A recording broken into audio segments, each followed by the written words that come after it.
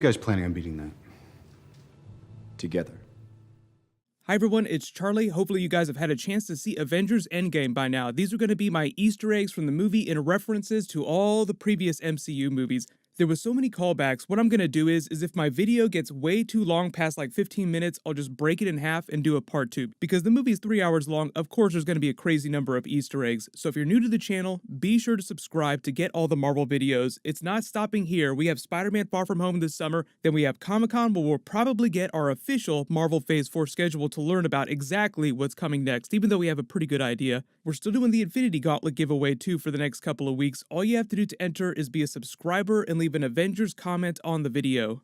Obviously, careful for spoilers. If you have not seen Avengers Endgame yet, we'll be talking about very specific stuff. So here we go. Opening the movie is the Hawkeye scene where we learn what happened to his family before the snap or during the snap while it's happening, because while Hawkeye is teaching his daughter, played by Joe Russo's daughter in real life, to shoot a bow and arrow, she's apparently a chip off the old block because she hits the bullseye. He high-fives her and says, "Good job, Hawkeye," which is a reference to Matt Fraction's Hawkeye run where he was training the Kate Bishop Hawkeye, who also used his name. Both of them called each other Hawkeye in really funny moments throughout the series. The song playing over the opening credits is Dear Mr. Fantasy. They get rescued by Captain Marvel. There were a lot of questions about the timeline, how this worked, where did she come from, what about the Captain Marvel post-credit scene. Just assume right after the events of the Captain Marvel post-credit scene where she shows up and says, "Where's Fury?" answering the page, she turns right back around to go to space because they tell her that Tony is probably stuck on his way home. So she was probably just flying on her way to Titan looking for him along the way and just happened to find their ship. They did not do the Stan Lee intro logo like they did for the Captain Marvel movie though, they just took it back to the regular Marvel Studios logo. When Iron Man comes back, he makes a reference to Avengers Age of Ultron in his suit of armor around the world. There were probably more references to Avengers Age of Ultron than almost any other movie besides the original Avengers movie. He calls Rocket a Build-A-Bear, and then sort of in a fit of insanity as he starts to go a little bit nuts because he's been stuck in space for so long, he rips off his arc reactor, slaps it in Cap's hand, and says, "You put this on and you hide." The interesting thing about that is that during Marvel Phase 4, they're doing a What If comic book series where it's what if Peggy Carter had got the super soldier serum and Steve Rogers had worn an Iron Man suit built by Howard Stark. So a lot of people were curious why there was no traditional post-credit scene, because typically Marvel movies will have a scene at the end of the movie or during the credits that'll explain what's coming next. But the difference in Avengers Endgame is that they put those scenes during the actual movie. So there are several scenes throughout the movie that let you know exactly what these characters are going to be doing during Phase 4. It's just that some of those movies and characters will pop up in the past, not in the future, Captain America being one of them, because in the future, he's Old Man Cap now. When they go to kill Thanos on his farm, Rocket is now official captain of the Benatar because all the other Guardians are either gone or dead, and Nebula is kind of a half Guardian, half Avenger. But he does a roll call asking, who here has not been into space? Captain America, Black Widow, War Machine all raise their hands because within the MCU, they are the only ones in here that have never been to outer space. He says, none of you better throw up on my ship then.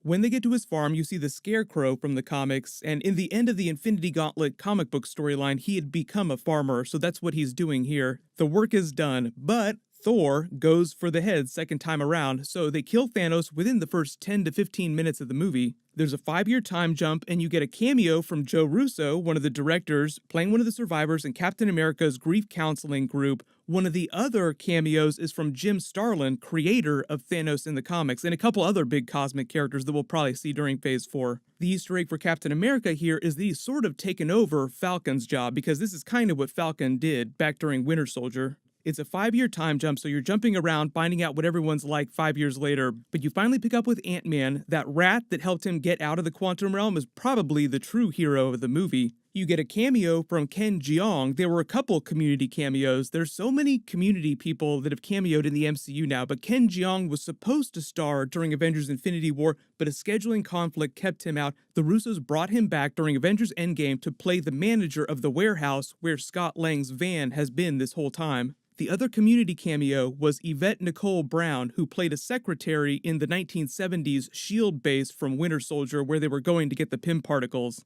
You get a very big Namor teaser when we go back to the Avengers base, when Black Widow is still liaising with the other surviving Avengers around the world, keeping tabs on everything that's happened. Okoye says that near Wakanda, there was an underwater earthquake incident. She says, we handle it by not handling it because it's an underwater earthquake. That is probably the biggest Namor teaser for Marvel Phase 4 that they could have done. Yes, because of a rights issue, they can't do a Namor solo movie quite as easily. It's the same situation with the Hulk movies. Can't quite do it because Universal has the rights, but they can still use the Namor character in other people's movies, so maybe appearance during Black Panther 2. But Captain Marvel is wearing a different darker blue and red costume from the comics, and she has her short haircut from the comics too. A lot of people were wondering why her hair was different. They were just doing a comic book thing. She's still off policing Kree-Skrull space during that 5-year span because remember, everywhere around the universe, every planet had 50% of all life erased. Hawkeye becomes Ronin and goes around killing criminals that survive the snap.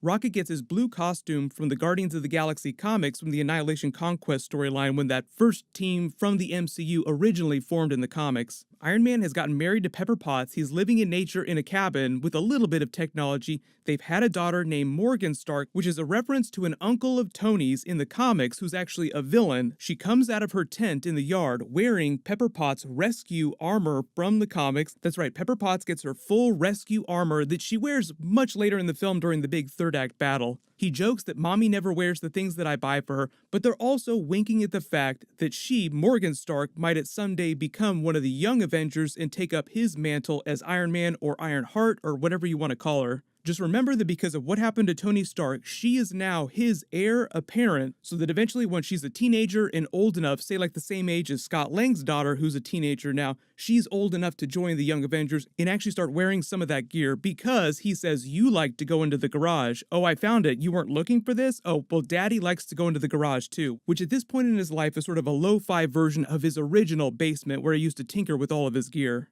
There were a lot of people that claimed that they saw X-Men names on the memorials as Ant-Man is walking around through the Presidio near the San Francisco Bridge, trying to find out whether or not his family names are on there. I could not find any X-Men names, but it makes sense that they wouldn't put any on there because the movie was made before the Fox Disney deal was done, so they couldn't include any traditional X-Men stuff.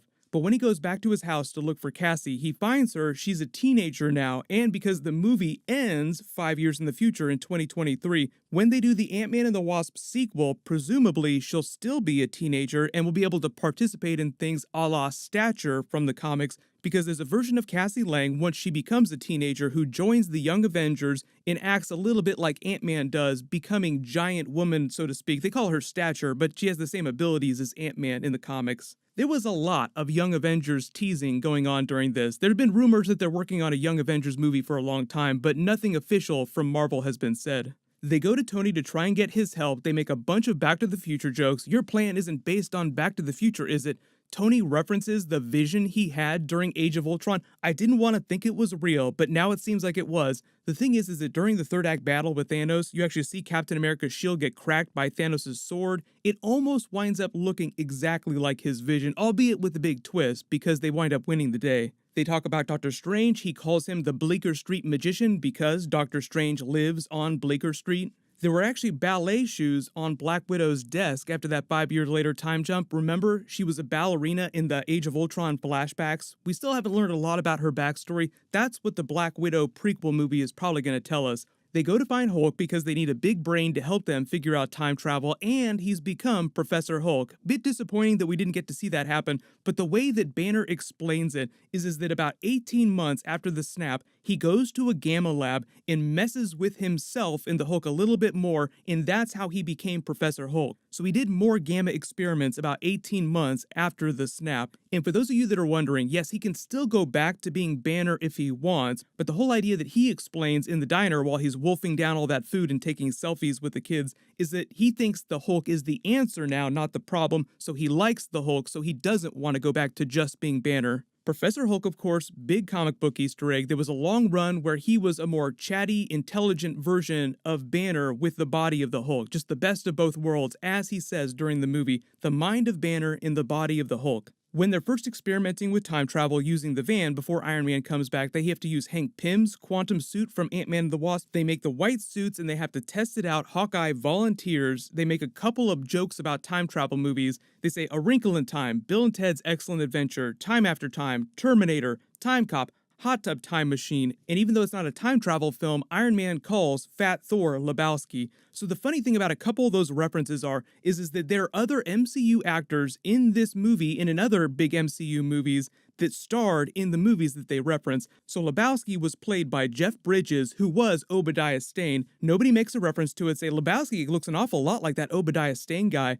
And Sebastian Stan was the villain of Hot Tub Time Machine. Obviously, nobody makes a reference to that either. But the rules of time travel that the MCU writers went with when they were writing Avengers Endgame were basically Dragon Ball Z rules. You can't do anything in the past to change your future. The future that you come back to will always be the same. What happens is when you change the past, you're only creating alternate realities, alternate timelines. So even though they take the Infinity Stones back to where they stole them from to prevent that from happening, there's still a couple of loose ends like the Loki that got away with the Tesseract. So there's a very big alternate timeline shooting out from 2012. There were a couple other moments like that. So there still are some alternate timelines that they inadvertently create.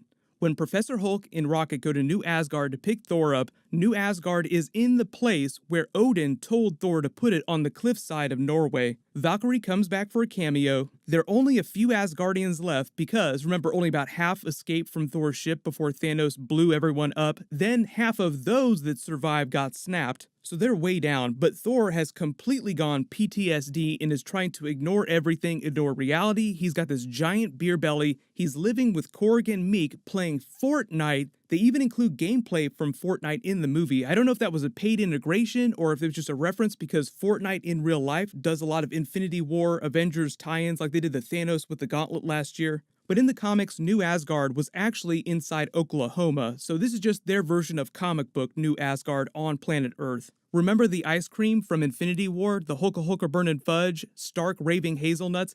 During the time travel sequence when they're trying to figure things out, Professor Hulk is actually eating some of his ice cream, Hulka Hulka burnin' fudge. When they finish constructing the time travel platform when they're on the white suits, you notice that the design as they're staring down at it is the exact same design as Iron Man's original arc reactor that Pepper gave him, proof that Tony Stark has a heart. That is not a coincidence because they bring that arc reactor back during his funeral at the end of the film. So it's just another very cool Easter egg and reference to the original Iron Man movie. One of the more important touchstones for Avengers Endgame that it kept calling back to because of the very notable I am Iron Man moment at the end of the film. Because Ant-Man doesn't know anything about the Infinity Stones, they have to launch into a giant explainer while they're figuring out where they're going to send all the teams back to. Thor launches into a big explainer for Thor the Dark World, trying to explain the plot of that film to them. But the three different times that they go back to are 2012, the Battle of New York during the original Avengers movie because there are 3 Infinity Stones, because they have the Time Stone with the Ancient One who's still alive because it's 5 years before Doctor Strange becomes Doctor Strange Sorcerer Supreme. They have the Mind Stone because of Loki and his scepter, and the Tesseract and the Space Stone. Black Widow and Hawkeye go to Vormir to get the Soul Stone before the events of Infinity War. The Nebula and War Machine go to Morag before the events of the Guardians of the Galaxy movie so that they can get the Power Stone before Peter Quill gets it. They shot a lot of new footage for some of these scenes, particularly the Battle of New York, because they're trying to steal the stones from the end of the original Avengers movie. So they've already taken down Loki, they're putting him in captivity, they bring back cameos from Robert Redford, who's playing his character, they bring back everyone from that Winter Soldier elevator scene. Does anyone want to get off here? But Cap says, Hail Hydra, which is actually a reference to Hydra Cap, and obviously all the Hail Hydras that happened during the Winter Soldier movie. They shot a new scene for that other elevator scene when they make Hulk take the stairs. So many stairs. Apparently 2012 Iron Man wears Axe body spray. You can make fun of him all you want to for that. But while they're trying to get the Tesseract, Hulk busts out because so many stairs he's pissed off. The Tesseract gets into the hands of Loki from 2012, who takes it and escapes off to who knows where. But remember, our version of Loki from Infinity War is still dead. So if we see this Loki come back and interact with other characters in present day, say during As Guardians of the Galaxy Volume 3, because that's kind of what that movie is now, then it'll be the alternate reality version of Loki. It won't be Thor's Loki from his original timeline. Captain America fights himself from 2012, who's a little bit more of a do-gooder. He hasn't been through the events of Winter Soldier. He's not quite as jaded. 2012 Cap gives him the "I can do this all day" reference. Our Cap goes, yeah, I know, I got it. They pretty much fight each other to a standstill, but our Cap gets young Cap by saying Bucky's still alive, because this is before the events of Winter Soldier, so young Cap has no idea what's going on. Then when he's walking away, he looks at himself, who's kind of flipped over, and says, "That really is America's ass," is a callback to Ant-Man's quote from earlier in the film. Then I think what I'm going to do is I'm going to call time on this video because it's starting to get super long, and I'll pick up part 2 of my Easter eggs with what happens when they go back to the 1970s. So just look out for my part 2 Easter egg just continuing on in the film. Like I said, the movie's 3 hours long, so there's a crazy number of Easter eggs. While you wait for everything, click here for my